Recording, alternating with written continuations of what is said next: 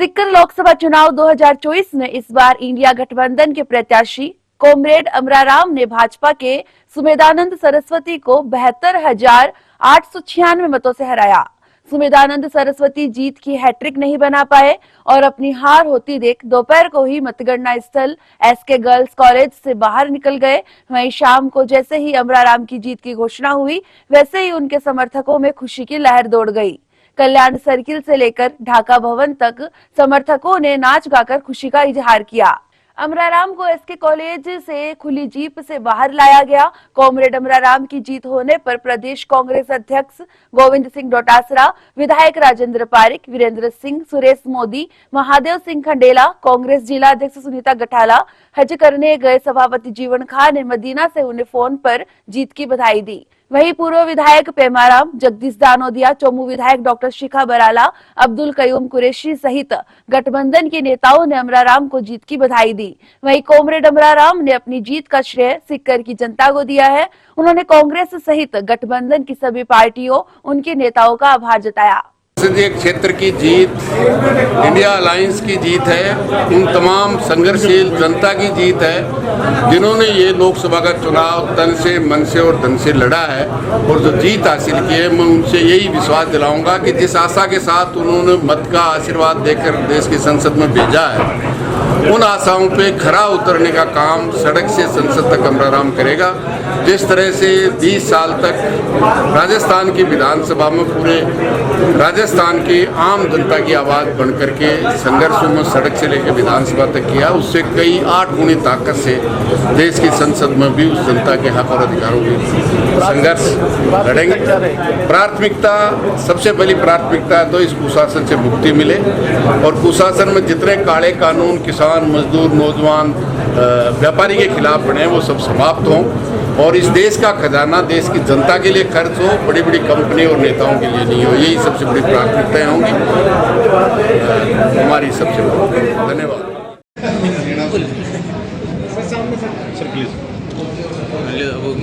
एक मिनट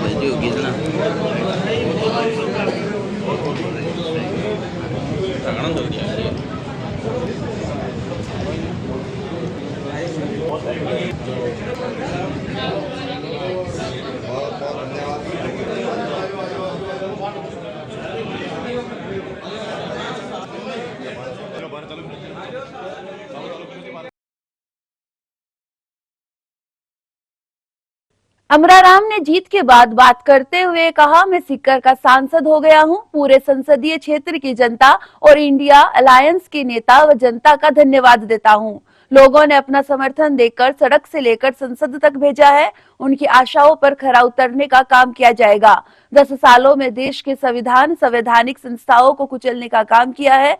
अब कुशासन समाप्त हो और जनता का शासन कायम हो। भाजपा को पूर्ण बहुमत से ज्यादा 2014 में 282 और 2019 में 303 सीट देकर 30 साल बाद एक पार्टी को पूर्ण बहुमत दिया था। उसके बाद भी भाजपा ने एक भी वादा पूरा करने के बजाय किसान, मजदूर, नौजवान के खिलाफ काम किया और बड़ी कंपनी के खिलाफ काम किया।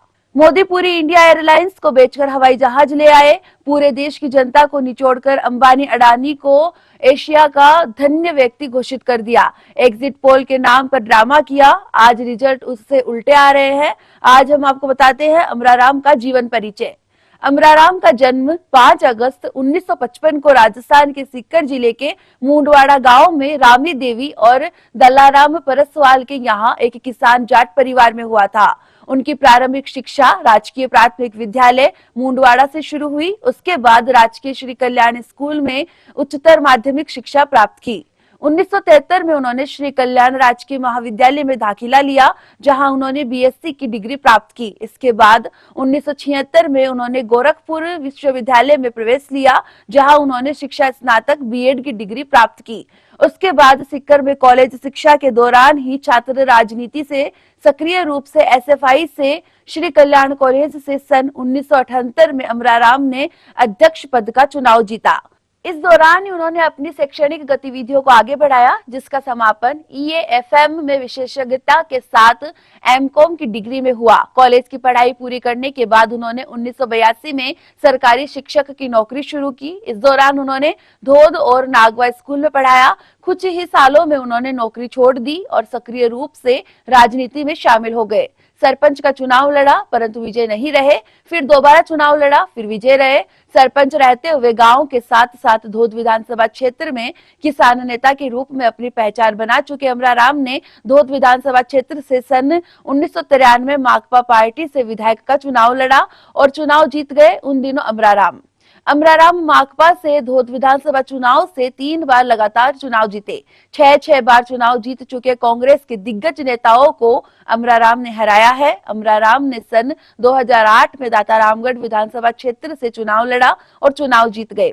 अमराराम अब तक 4 बार विधायक बन चुके हैं। विधायक रहते हुए अमराराम ने कई विकास कार्य करवाए। अमराराम 2013, 2018, 2023 में लगातार 3 बार दातारामगढ़ विधानसभा से चुनाव हार गए। अमराराम समय समय पर किसानों के हक के लिए हमेशा तैयार रहते हुए कई आंदोलन किए हैं। अमराराम किसानों के साथ बैठकर हुक्का चिल्म पीते हुए कभी कहीं भी देख सकते हैं। कोई यूं ही नहीं बनता है किसानों का मसीहा। कुछ तो बात है इस नेता में, जो किसानों के इतने बड़े बड़े महापड़ाव व आंदोलनों को शांतिपूर्वक मांगे मनवाकर समाप्त करवाते हैं। लोकसभा चुनावों में 10 साल के बाद कांग्रेस ने जीत का खाता खोला। इस बार प्रदेश कांग्रेस अध्यक्ष गोविंद सिंह डोटासरा की अगुवाई में कांग्रेस ने शानदार प्रदर्शन करते हुए जीत दर्ज की। डोटासरा ने प्रदेश में कांग्रेस और इंडिया अलायंस के उम्मीदवारों की जीत के बाद खुशी जताई। बोलेगा हाँ ओ मोरे बोले को के तो बोले भाई कितना बोले वो भाई आपका फेमस डायलॉग है सर। मोरिया जनता का आशीर्वाद है। जनता ने मन बना लिया कि ये बीजेपी झूठों की पार्टी है, जुमले देती है, ये झूठ बोलते हैं। हम बहकाव में आगे विधानसभा चुनाव में और हमने बड़ी गलती कर ली, इसलिए उन्होंने अपनी गलती को सुधारा है और कांग्रेस पार्टी और इंडिया गठबंधन को वोट देकर के बहुमत से यहाँ से लोकसभा में भेजेंगे। देश भर में जो रुझान आए हैं, इन रुझानों को लेकर के किस तरीके से कांग्रेस इंडिया गठबंधन की सरकार बन रही है देश में। तो काफी सीटें कांग्रेस जीत रही है। जी को लगना चाहिए या भजनलाल जी को लगना चाहिए या बीजेपी को लगना चाहिए। मेरे को तो ये लग रहा है, जो मैं पूरी तरह के आश्वस्त हूँ कि किरोड़ी लाल मीणा जो कह देता है वो थूक के नहीं चाटता है, इसलिए वो पक्का इस्तीफा देगा और वापिस भी नहीं लेगा। ये मैं जितना जानता हूँ। फिर वो उनकी मर्जी है, उनकी पार्टी की मर्जी है, मैं उस झगड़े में क्यों पढ़ूं। लेकिन मैं ये कहता हूँ कि किरोड़ी लाल जो मीणा जो कहते हैं वो करते हैं। उन्होंने 5 की सरकार बन रही है। नरेंद्र मोदी जी प्रधानमंत्री बनने का कोई सवाल ही पैदा नहीं होता है। जिन राज्यों में बीजेपी दावे कर रही थी कि राजस्थान में हैट्रिक बनाएंगे हम 25 की, उत्तर प्रदेश सब जगह जो है कहीं ना कहीं लोगों ने नजर आया।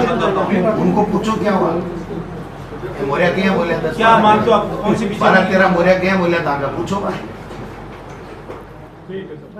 कॉमरेड अमराराम की जीत होने पर प्रदेश कांग्रेस अध्यक्ष गोविंद सिंह डोटासरा, विधायक राजेंद्र पारिक, वीरेंद्र सिंह, सुरेश मोदी, महादेव सिंह खंडेला, कांग्रेस जिला अध्यक्ष सुनीता गठाला, हज करने गए सभापति जीवन खान ने मदीना से उन्हें फोन पर जीत की बधाई दी। इस तरह से कांग्रेस और इंडिया गठबंधन ने लोकसभा चुनाव में राजस्थान में वापसी की है। 10 साल के बाद यह वापसी हुई है। इस समय हमारे साथ मौजूद हैं दातारामगढ़ से विधायक वीरेंद्र सिंह जी और नीमका थाना से विधायक सुरेश मोदी जी। इनसे जानेंगे कि राजस्थान में किस तरह से कांग्रेस की वापसी हुई है।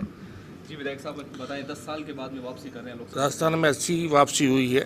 जो उम्मीद हमारे राजस्थान में हम सोच रहे थे 10-11 सीटों की, लगभग वही सीटें आई हैं जो अनुमान हमें था सबको। और निश्चित रूप से जो देश का माहौल था, जो जनता ने जैसा सोचा था, जिस रूप से जिनकी सोच थी उसी के अनुरूप हमारे राजस्थान प्रदेश में वही स्थिति रही। और विशेष तौर से हमारे सीकर में जब हम अलायंस के साथ आए तो हम दूर विरोधी रहे। जैसे दातारामगढ़ में हम 4 चुनाव आमने सामने लड़े तो लोगों को संशय था, जिले के राजस्थान भर के लोगों को, कि दातारामगढ़ में क्या रिजल्ट होंगे। लेकिन मैं मेरे कार्यकर्ताओं को धन्यवाद देता हूँ कि हम आमने सामने चुनाव लड़ने के बावजूद हमारे कार्यकर्ताओं ने जिस लगन और मेहनत से मेहनत की और काम किया और अमराराम जी को हमने सेकंड जो बढ़त जो जिले की बढ़त है विधानसभा में, वो बढ़त उन्होंने 15,000 के ऊपर दी है। उसके लिए मैं मेरे कार्यकर्ताओं को और हमारी दातारामगढ़ की जनता को, वो पूरे सीकर जिले की जनता को मैं धन्यवाद मेरी तरफ से देना चाहूँगा। क्या अलायंस का यह निर्णय सही साबित हुआ कि यह सीट है जो कि गठबंधन के लिए छोड़ी गई थी?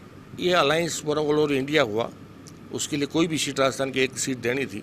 अगर उन्होंने सीकर दी और सीकर को दिया तो हमने कांग्रेस पार्टी के हमारे नेतृत्व को हमने स्वीकार किया और हमने सारे कांग्रेस के सारे विधायकों ने, हमारे कार्यकर्ताओं ने उस निर्णय को माना और उस निर्णय के अनुरूप हमने एक अच्छी जीत यहाँ से पार्टी को और इस अलायंस को दी।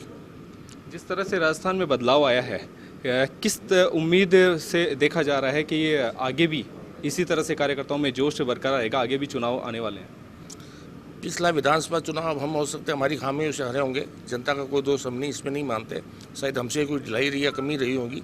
इतना काम करने के बावजूद हम क्यों आ रहे, ये हमारी समझ के परे बात है कि राजस्थान में निश्चित रूप से डेवलपमेंट हुआ, लेकिन वो जो भी हार की उसकी हमने समीक्षा की और उससे हमने अब जो बीजेपी का 25 की 25 क्लीन स्वीप रहा, उसको हमने उस मिथक को तोड़ के और 10 या 11 सीटें हम ले रहे हैं। ये निश्चित रूप से हमारे कांग्रेस कार्यकर्ताओं में मनोबल मजबूत होगा। जिस तरह से राजस्थान में कांग्रेस ने वापसी की है, इंडिया अलायंस ने वापसी की है, उसके बाद से कांग्रेस कार्यकर्ताओं में खुशी की लहर है। इस समय हमारे साथ मौजूद हैं नीमका थाना से विधायक सुरेश मोदी जी, जो बताएंगे कि किस तरह से कांग्रेस कार्यकर्ताओं में उत्साह इस जीत को लेकर के। देखिए, कांग्रेस के कार्यकर्ता पहले से मानते थे कि इस बार नतीजे बहुत अच्छे आएंगे, कांग्रेस के पक्ष में आएंगे और कांग्रेस भारी बहुमत से वापसी करेगी। लेकिन ये जो मीडिया है, कल जैसे दिखा रहे थे कि साहब राजस्थान में, एक मीडिया में तो मैंने देखा एक उसने तो 31 सीटें बीजेपी की बता दी, जबकि राजस्थान में हैं ही 25 सीटें।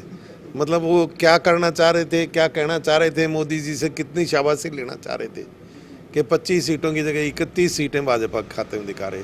तो इस तरह का जो मीडिया था कल से लोगों को भ्रमित कर रहा था, लेकिन लोगों के मन में पूरा विश्वास था। कांग्रेस कार्यकर्ताओं ने खूब मेहनत करी है और मेरे क्षेत्र के लोगों ने तो ख़ास तौर से मैं आपको बताऊं बहुत मेहनत की है।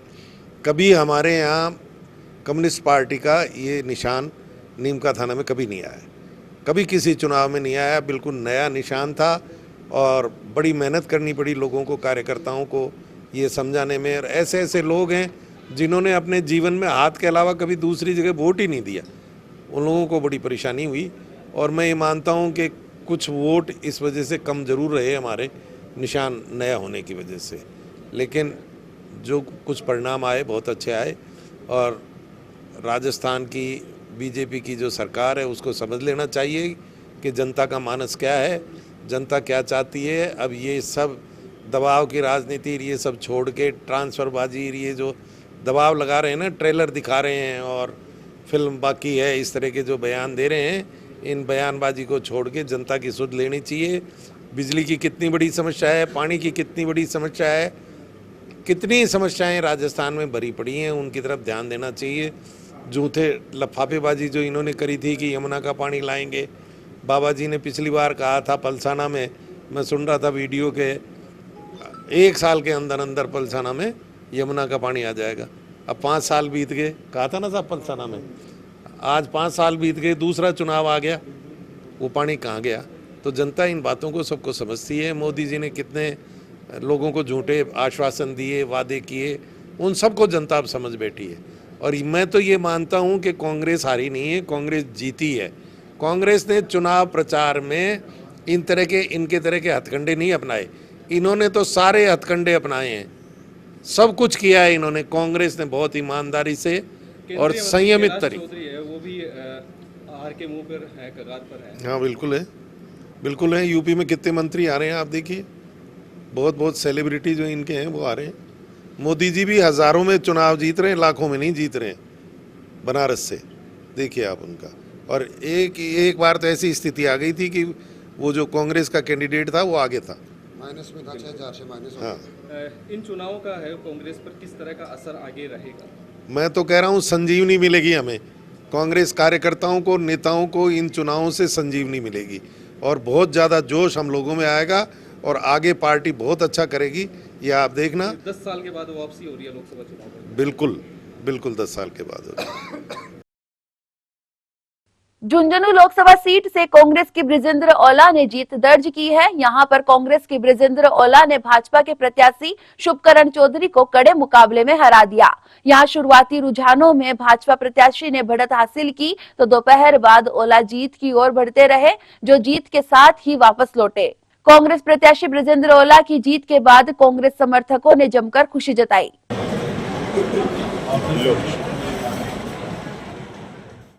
देखिए, इससे बड़ा कुठाराघात शेखावटी के लिए हो नहीं सकता। हम सबसे ज़्यादा भारतीय सेना में हैं और वो एक तरह से दरवाज़ा बंद कर दिया हमारे नवयुवकों को। एक तरफ कह तो रहे थे 2 करोड़ लोगों को रोज़गार देंगे और जो थोड़ा बहुत हम लोगों को सेना में मिलता था उसके बिल्कुल ताले लगा दिए। किस तरह देखते हैं इस परिणाम को?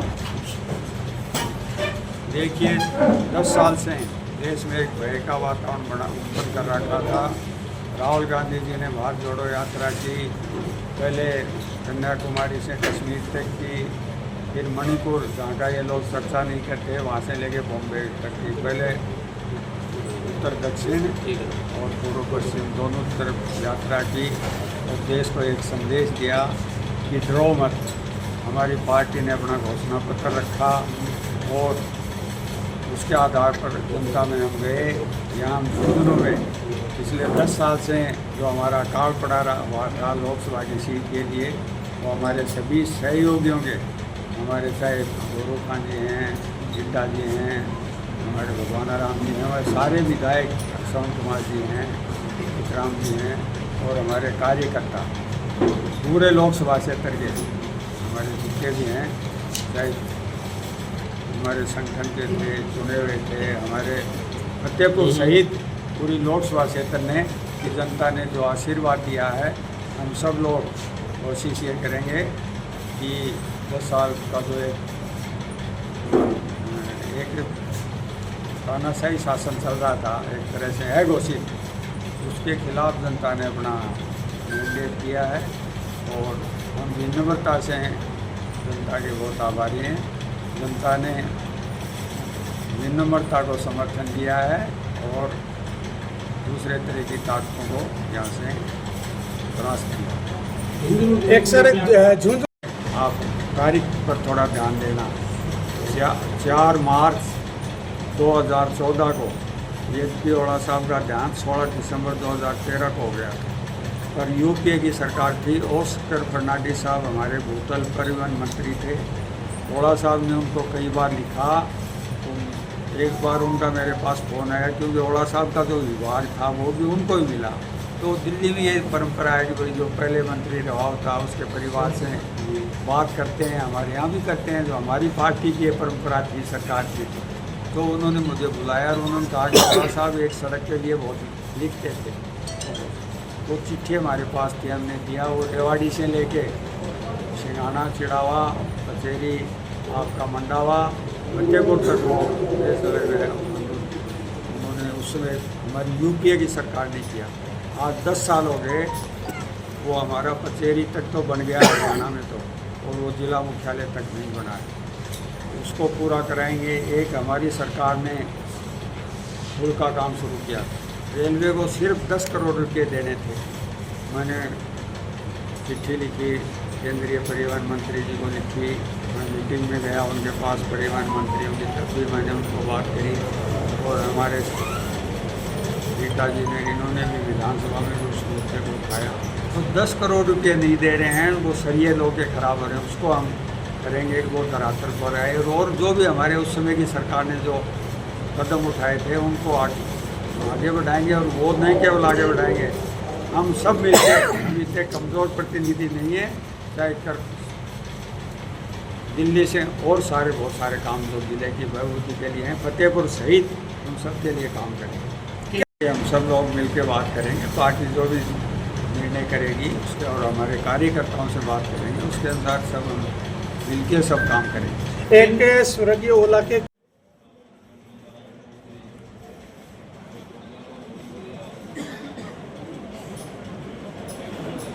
प्रमाण पत्र